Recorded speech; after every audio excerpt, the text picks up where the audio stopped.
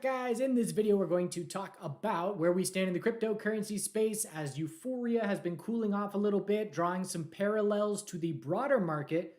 I'm unique in my analysis of the crypto space in the sense that I trade everything. I watch the broader stock market every day. Many of the crypto channels are focused only on crypto. Nothing wrong with that, but I do believe you miss some pieces of the puzzle when that's the case. It definitely hurts us in terms of our content creation by branching out into so many things, but all I'm going to do is cover what I trade and pass along information. So noticing a little bit of a shift, and also this past weekend as well, in terms of, well, let's pull up some charts. It's why we're all here, isn't it? All right, so first things first, checking in with the broader market, and I started the day in Euphoria in 20 minutes. And I made a post in the Chart Guys chat room where I was essentially saying, we're 20 minutes into the trading week and I'm feeling euphoria. And that was just from all my swing positions and everything that was going on. And that instantly to me means chill out a little bit and pump the brakes a little bit. And we're seeing euphoria cooling off, not only in crypto, but again, in the rest of the market. I'm just looking for my post here to show you exactly what I said. So reflecting on your emotions as a trader can be an indicator, essentially. And so to start the morning, sheesh, I have euphoria. I don't say sheesh a lot. I don't say sheesh in real life. Don't judge me. I have euphoria 20 minutes into the week, pumping the brakes a bit. Why am I pumping the brakes? Because euphoria generally means look for a pullback. You know, that's when you're posting your gains online or showing your friend right before things change. And so I just talked about some of the positions that were having me in euphoria. These were swing positions. And that happened at 9:54. And this is the NASDAQ behind me here. And that was right there. That marked the high of the day. And the bears have had control ever since. The euphoria that I'm seeing cooling off is number one, of course, the broader market. The NASDAQ and the S&P 500 have been riding all-time highs. But again, you look at this daily chart. Is there any red flag? Absolutely not whatsoever. We're just not in euphoria anymore. We just ran straight up all last week, and this is the inevitable consolidation that has to happen in an uptrend. And you look at the S&P 500, and it's the same deal. You know, the S&P 500 can pull back for days. We can pull back for 2-3 days from here and still be just fine, bigger picture on the daily time frame. So other places, Tesla tested all-time highs today. Gap up open, surge up first thing. This is the bears' last stand trying to defend Tesla from hitting new all-time highs. And again, is there anything wrong with this daily chart? No. It's just a temporary top on a hard drop on the morning. PLTR is another major name. Again, blue sky breakout run. This looks a lot like that MSTR candle that topped out, right? Euphoria, big gap up, bearish engulfing candle. It just means a temporary top is in for now. Last one. Quantum stocks, quantum computing stocks have been running hundreds of percent, even more than crypto and altcoins. You know, here's QBTS that went from under $1 and 2 months later hit over $5. Again, just temporary tops. QUBT, temporary top, RGTI. These are all quantum stocks that have run hundreds of percent, just a gap up into a temporary top. So why does this matter? So I talk a lot, you know, the Bitcoin and the NASDAQ very often have correlations on the short-term time frames during the regular trading day. And then that correlation is gone, obviously, when the broader stock market closes. So there is definitely correlation that is there. But what matters more to me is sentiment. And sentiment, you know, before Bitcoin had broken out, when we were consolidating for 6 months, the broader stock market was all bulls. And so that told us, watch Bitcoin to be a laggard, watch crypto stocks to be a laggard, because there weren't many places in the market to be scouting names that have not run yet. And crypto was one of them, and it followed through. So, you know, the reason that these quantum stocks are running, yeah, the headlines are sexy. These are penny stocks. You know, they're nowhere near profitability. Quantum computing itself is nowhere near commercial viability. We're just running like this because we are in a euphoria general market sentiment across the entire United States in all these markets. And so it's the same thing for crypto for me. You know, I cannot recall a bull crypto market that did not coincide with the broader stock market hitting all-time highs and being extremely strong. Because what happens is you get confidence, you get people saying, all right, I've got gains over here. I'm going to put money to work in the weaker things. I'm going to take higher risks because these names have run a significant amount. And so I'm going to try. It's just a constant feedback loop of people willing to risk capital for long positions in a euphoria market.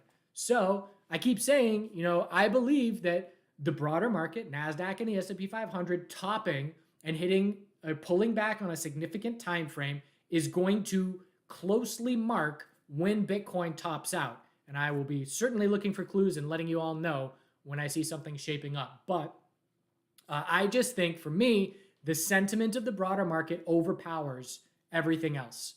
People are not going to be buying altcoins if there is fear in Apple and Microsoft. It's just not how sentiment works. So that's why I pay attention. And, now back to crypto, over the weekend, we've seen a pattern in the last 4 to 5 weeks where we have, Chris is pointing out the NASDAQ. Let's just look at that real quick.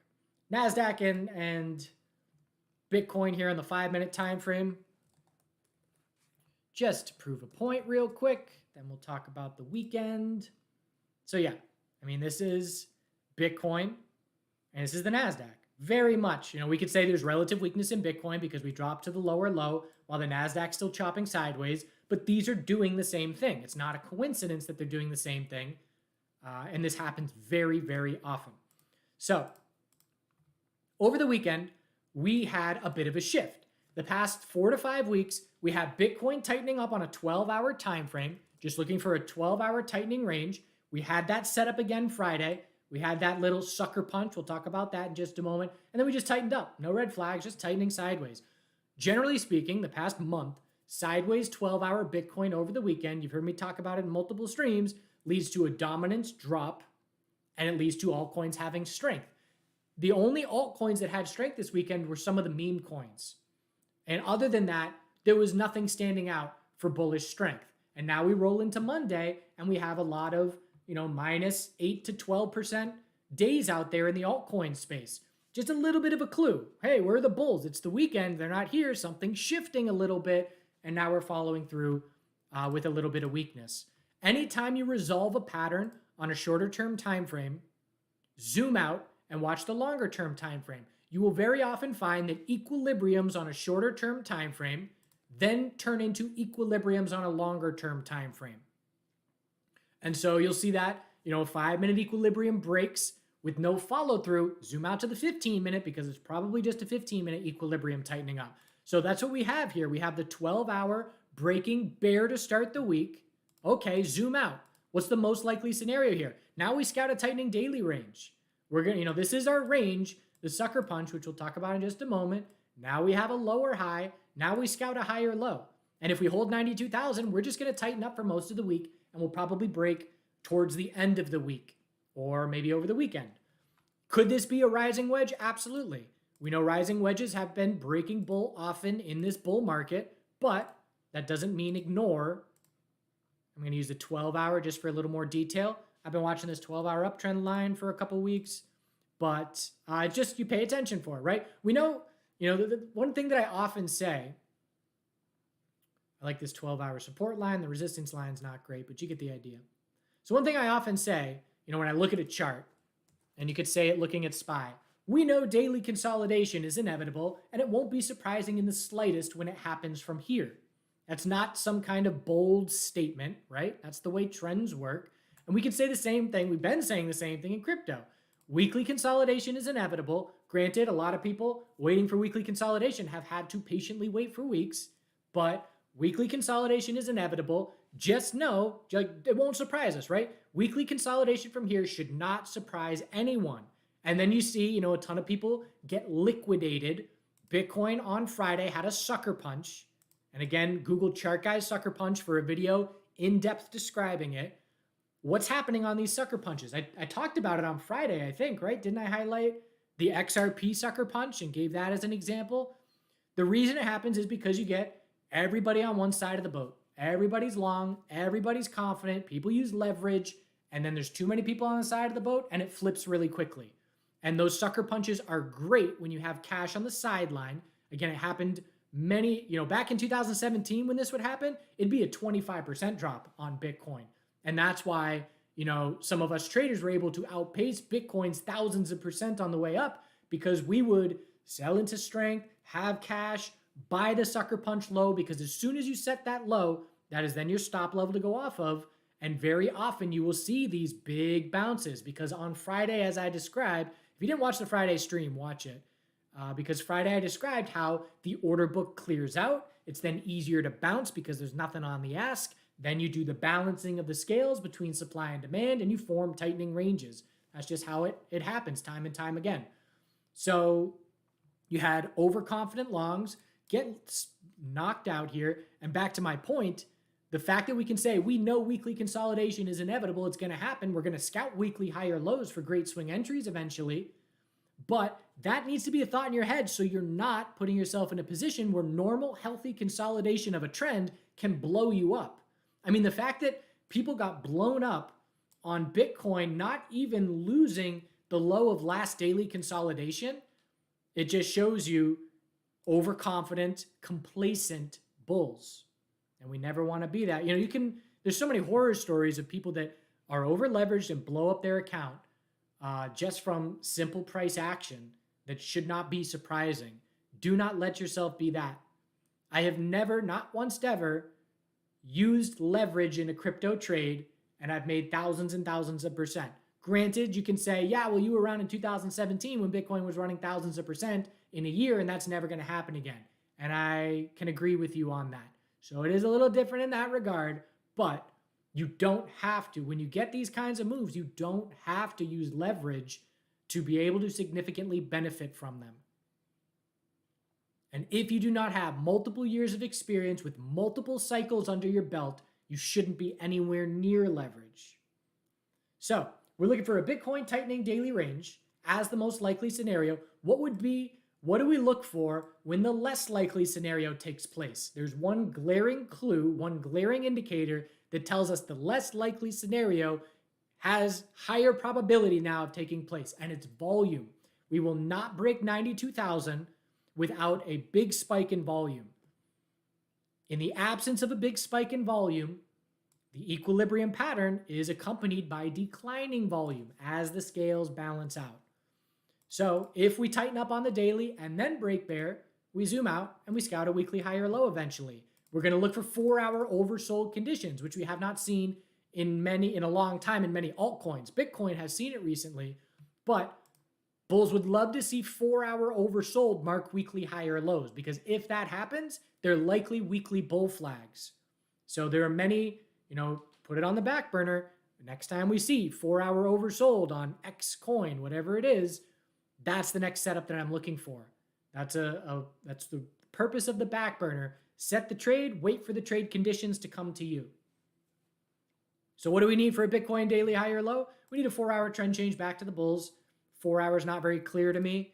Hourly is a bit more clear, but that's what we're watching for from here. So while we're dropping on Bitcoin today, alts are dropping faster, and the dominance chart is bouncing a bit. And if you look at the 12-hour chart, it's a bit of an equilibrium. So as Bitcoin tightens up, we'll anticipate the dominance is likely going to tighten up. If this dominance chart can get a bounce going in 2 ways, and only 2 ways. A meaningful bounce can get going if Bitcoin leads the way up or if altcoins lead the way down. And so when we see weekly consolidation happen, we know altcoins will very likely lead the way down. That happens far more often than not due to liquidity. They're leveraged versions of Bitcoin. We know that much. So we know that, again, we talked about this last stream. If it's going to be truly alt season, it will be the dominance chart setting a weekly lower high as altcoins see weekly consolidation and Bitcoin. Then when we set weekly higher lows, this must confirm a weekly downtrend, showing us that altcoins are seeing continuation after weekly consolidation as leaders. So that has to happen, bigger picture into the start of next year, if we're going to truly be talking about any kind of alt season with follow through. ETH, very clear resistance rejection. let's pause here and ask for likes and shares. And I'll read the chat room here in just a moment. Appreciate you all tuning in. So, ETH, what can we say? We could say a lot of things. We could say daily EMA 12 has been support for 1 month. When we lose it, it'll stand out. It's approaching. We have very clear resistance. Look at this resistance zone. We got up to the second level and we rejected. It is not surprising. You talked about last week in the video looking to potentially hedge against this resistance. If I have a big ETH position and I don't want to sell it, I will sit through weekly consolidation because I'm not scared of weekly consolidation because it's inevitable. It's a part of long-term trends. Then you can potentially hedge. And I talked about how it's essentially paying for insurance by hedging against a very clear resistance level. Now, if ETH can pull off a weekly bull flag, again, we don't have weekly consolidation, but let's just say it happens from here, then it's the psychology of a cup and handle. It's not a good-looking one because of this janky action, but the psychology is when you reject from resistance, you bull flag, and then you break the resistance. Bunch of shorts stop out, bunch of longs trigger in. So we'll be talking about that if weekly consolidation does start from here. But just a very clear resistance rejection for now. XRP, we talked about scouting a daily high or low. Again, when you're looking for the high flyers, you scout the back burners, and then you also scout the tightening ranges in bull markets. This was one where it was a high flyer. You scout the daily high or low. On Friday, we talked about how this is a 4-hour falling wedge, how aggressive bulls were already in a starter position, saving some capital in case we break bear with no follow through. But it just ended up being a 4-hour equilibrium. Again, sucker punch, right? Sucker punch, equilibrium, just tighten, tighten, tighten, tighten, tighten, bull break. Your bull break happens at 240. You back test and hold 240, you get a little follow through. When you lose the 4-hour uptrend, the daily lower high is set. Now we have a daily equilibrium trying to shape up if that base of support at 215 can hold. And then we'll look for XRP to break later in the week. Same as Bitcoin. I mean, we're doing the same thing, right? Tightening daily range, daily lower high set, scouting a higher low to keep tightening up. So an aggressive XRP bull that says, I don't think weekly consolidation is about to start yet, is going to play off of 215. A patient XRP bull is saying, I hope we break support, start weekly consolidation, so I can look for 4-hour oversold and look for a weekly higher low. Just note that 4-hour oversold only forms weekly higher lows on the strongest uptrends. If it doesn't mean game over for the bulls, but you just got to protect because again, that's ideal scenario for bulls, and we obviously know often we don't get the ideal scenario. Another high flyer is Sushi. Sushi had a great run over the weekend. It was one of the names that did run over the weekend. Sushi stands out. Sushi and memes. But we're going to scout a daily high or low, just like XRP. We're going to scout hourly oversold conditions, which are potentially starting to get closer to coming into play. If I want a daily high or low on Sushi, I'm looking for a 4-hour lower high, next bounce. There's space for it. And then if we confirm the 4-hour downtrend, the daily consolidation is underway, and we scout that daily high or low. Let's go down the list. So, altcoins. What have we been saying for weeks? Daily EMA 12. There are a number of altcoins that are at risk of losing daily EMA 12 for the first time in over a month today. What does that mean? It means any name that does this increases probabilities that weekly consolidation is going to take shape. So GMT, held it, potentially losing it. Then what? We look at support. Okay, there's a support level at 20 cents. Well, if we hold 20 cents, then we're going to be looking for the potential of a daily head and shoulders to confirm that leads to weekly consolidation. I'm just going to run down the list here. FET, meh. I want a name that's been holding it the whole month. The names that have been holding it for an entire month are the ones that it's going to be a better signal for. Near. So Near has been holding it the entire month plus, potentially losing it. Once you lose it, okay, that's step one for the Bears, right? The Bears have a checklist. Losing daily EMA 12 is check 1. What's check 2? Check mark number 2 is then confirming a daily downtrend as a result of the next bounce. Weekly consolidation won't go far at all unless you confirm a daily downtrend. So that's what the bears then need to see next. And so, a patient bear is saying, all right, next time we lose daily EMA 12, I'm scouting a daily lower high to be the result of the next bounce. XTZ, same deal. Holding daily EMA 12 the whole time. It's in play right now. 12-hour head and shoulders potentially on the table. Not a great one, but it would be something along these lines if the bulls can hold 150 support. Just got to keep an eye out for the shift because there's a shift starting to present itself. Again, same deal. Like LTC, it could hold right here, but look at the space that's created. Litecoin can bounce 10% plus from here and just form a daily lower high to eventually confirm a daily downtrend into weekly consolidation. Again, every single day we get more information. So I can try and predict if weekly consolidation is indeed shaping up right now, but by tonight, I will have a bunch more information. 24 hours from now, I have a bunch more information that will shift what the probability of that scenario is. But again, just do this on your own. Go down the line. Sand's been holding it for a whole month. Dot is at risk after holding it for a whole month. So there's a lot of names. Atom testing. All right, reading the chat room now. Stock's still doing nothing. Sideways. Oh, we got to look at some crypto stocks. All right, we'll do that in just a moment. Can I have a look at Coinbase? All right, right on cue. Coinbase is back testing previous resistance as support. Look at this 4-hour channel that we were just sideways within, and we did break bull. We've back tested it multiple times now. So sideways on the 4-hour, breakout, back test and hold, double top, back test. We can't say if we're holding yet, but this is a key level. We know that much. We can draw our resistance now, very clear.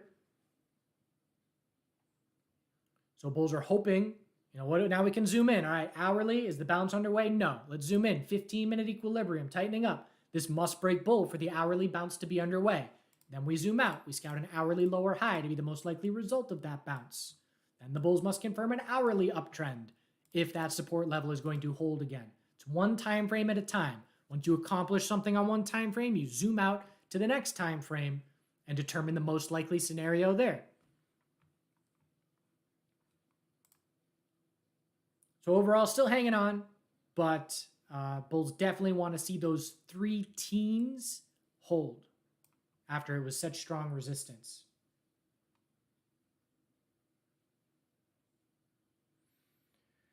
Thanks, Cool Zeum. Appreciate the support over the last 7+ years. Yeah, inflation numbers, that's going to impact the broader market, which will impact the crypto space. We'll see how much. Sometimes it's meaningful, sometimes it's meh, whatever.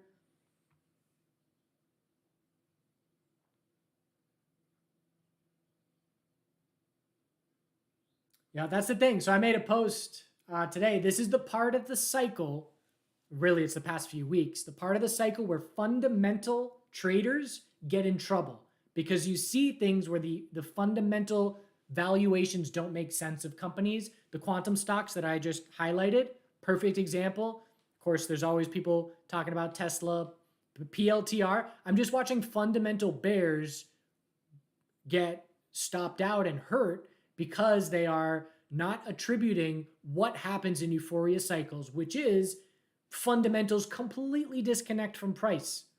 And it's not a reliable, this is why I'm a technical analyst and not a fundamental analyst, because that disconnect happens so often in extreme euphoria and extreme fear.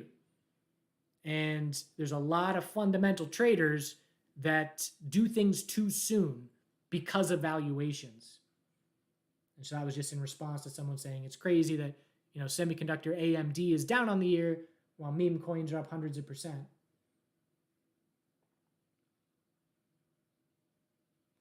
So Litecoin is outpacing Bitcoin down. Could that mean a higher magnitude bounce? Generally speaking, the alts just outpace Bitcoin in both directions.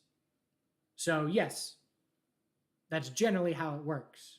You drop harder than Bitcoin, you bounce more percentage-wise than Bitcoin. We'll look at ADA and CRV. So ADA has been holding daily EMA 12. Again, potentially losing it for the first time in over a month. This is a 12-hour downtrend confirming. Just a little dinky one. No follow through at this point. What's the weekly look like? So it wouldn't be far from weekly consolidation, 105. So another 7% drop and weekly consolidation would be underway. If I'm a bear, I want to see this previous support act as resistance. Right now we're battling it as resistance. So let's zoom in. So here's your support zone. You fall through it, and now you're fighting to get your head back above water, and we'll see if they can do it or not. But if it leads to another leg down, that just solidifies this previous support zone is now resistance. Using these zones the way I am right now is more similar to volume profile analysis, which is what Lamont, Chart Guys Lamont, does all the time. He puts out a Sunday video every weekend on our YouTube channel. He looks at Bitcoin in those videos, but I've been incorporating his style a bit into my trading, just looking at high areas that have a significant amount of price action as supply and demand zones. So it's worth paying attention to. I mean, that's what coin is right now, right? Coin was a supply zone, and now it's trying to turn into a demand zone. CRV.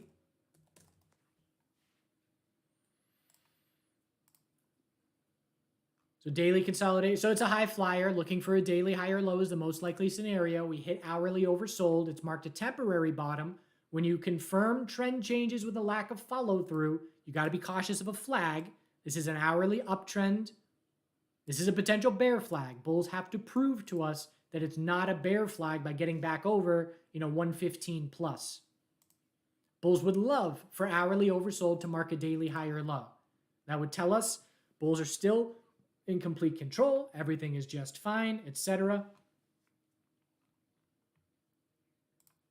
Bigger picture, nice move off the lows. So here's this resistance zone that we are struggling with. So on the way down, we topped out 128, and then we topped out 130. And so just now we top out 134. And look at back here. I mean, this is why I like Lamont's style now. This line just keeps coming into play. All-time low support zone. Struggle as resistance, struggle, struggle, struggle. It just keeps coming into play.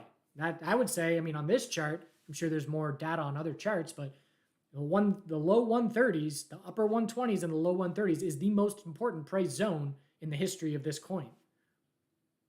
And we're rejecting initially, but again, tons of space. I'm always more confident when scouting my daily higher low long positions aligns with daily EMA 12.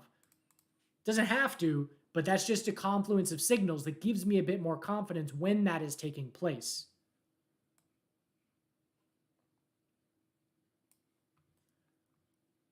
So it's going to catch up the next couple of days, but something to keep an eye out on.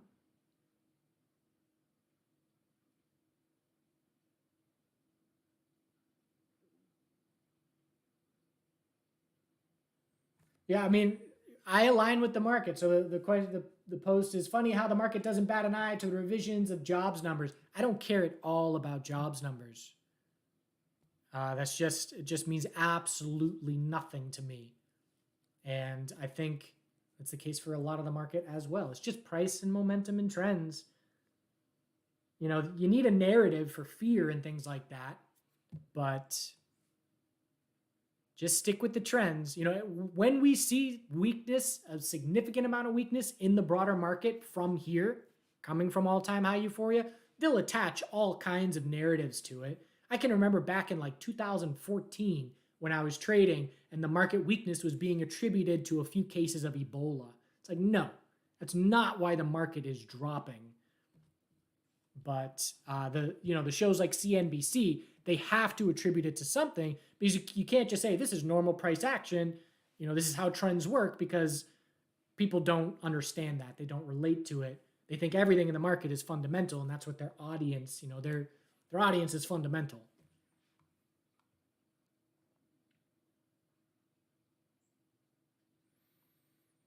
Joey's still around. He's been doing some live streams in the Chart Guys chat room.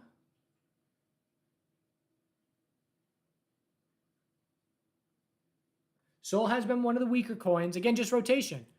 Leaders to laggards. Sol led the altcoin bounce for a very significant amount of time. I think I talked about this Friday where I compared it to NVIDIA and semiconductors. The same exact thing. I also talked about how if you're a bull, you want to see this as an inverse head and shoulders. If we reject from this resistance, which we now have, you need to hold the low and confirm. And then I compare. Go watch last week. I'm just repeating myself. This is Friday from last week. I talked about, I compared this to a CCJ uranium stock swing entry that I made for a weekly higher low. We need to set this daily higher low right about now.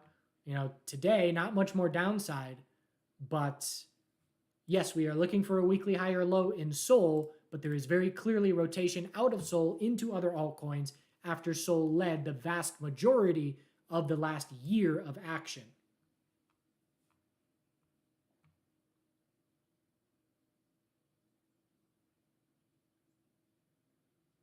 When weekly consolidation begins for alts, will they test weekly EMA 12? Bulls hope not. It's too far away.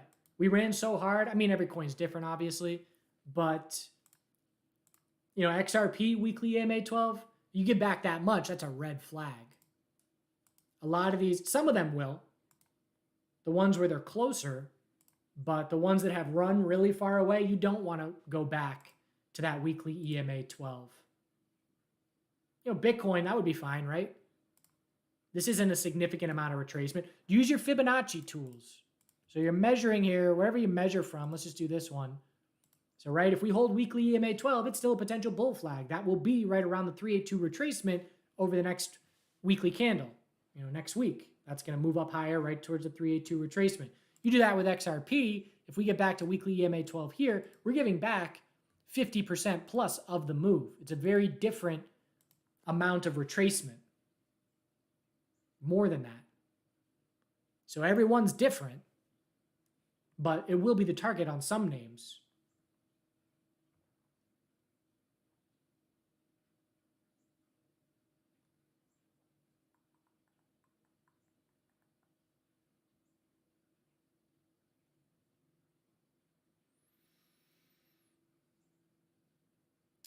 Always heard me talk about the fees in crypto. What do I think about the Coinbase new monthly subscription? Honestly, I mean, they had the one where it's, fee-free trading for under $10,000, but you can't do limit orders. And I just, I don't buy any of their BS marketing to try and lower their fees.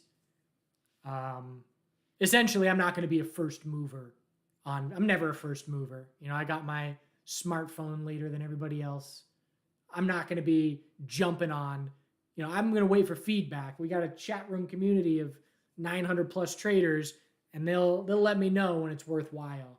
I don't need to, be constantly searching. Because again, I'm trading these stocks, and it's fine. I've got everything I need, everything I want to need. Crypto for swing trading, much less active on the actual exchanges. I got the Bitcoin ETFs. I've got the miners. I got Coin and MSTR. I've got everything I need.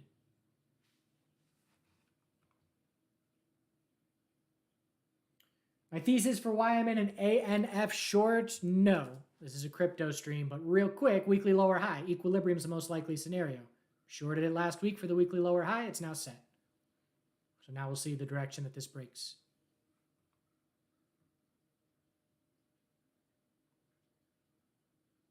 All right, last one is Link. 2 more likes for 100 to make me feel better about myself. So Link, got to be cautious of a rising wedge type of pattern. Anytime you break with no follow through, you prepare for the possibility of a rising wedge. Let's zoom into the 4-hour to get our trend lines nice and clear. Put her there. Looks like it already broke bear. Yeah, bear break. Anytime you break with a lack of follow through, instantly scout a wedge. Draw it out just so you're prepared. So now what? Now it's all about 2248 support. If that holds, we're going to scout a potential head and shoulders. Again, there's a bunch of altcoin potential head and shoulders where Bitcoin does set a daily higher low compared to 92 and does tighten up, but then breaks bear later in the week. A bunch of altcoins are going to give us daily head and shoulders. So again, I don't know if that's the most likely scenario, but I can very clearly see the path of how this could shape up.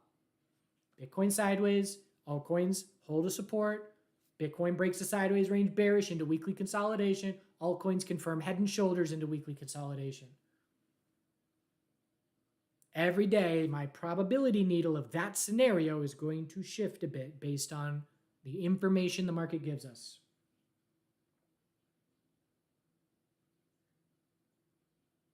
All right. Appreciate you all. MSTR still tightening up. I stopped trading. Whenever something tightens up, right? So my trading on MSTR right here, I'm trading it almost every day. Right here, I haven't traded it. Maybe once or twice. Why? There is massively more opportunity in price discovery and the initial ranges before you tighten up. Once you start tightening up, the pie of your possibility of what you can make shrinks because the moves are smaller and smaller. And then you wait for the tightening ranges to break again for that pie to expand again. Do good things. Establish your game plans. Prepare for the inevitable weekly consolidation. Ideally having some cash to buy weekly higher lows for nice swing entries eventually. And we will see you soon.